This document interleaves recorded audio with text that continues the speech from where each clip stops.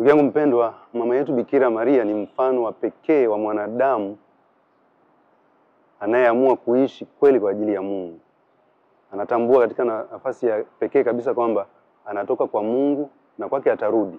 Vyote alivyo navyo na yeye mwenyewe alivyo ni mali ya Mungu. Anaamua kuto kumzuilia Mungu chochote, kuto kumnyima Mungu chochote kwake, hata yeye mwenyewe.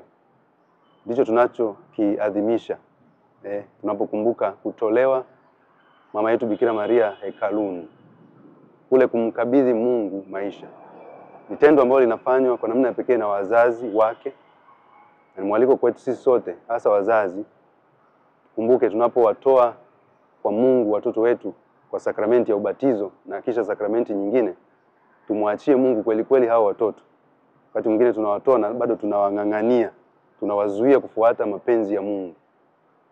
Basi baraka ya Mungu iwe nanyi, ya Baba na ya Mwana na ya Roho Mtakatifu.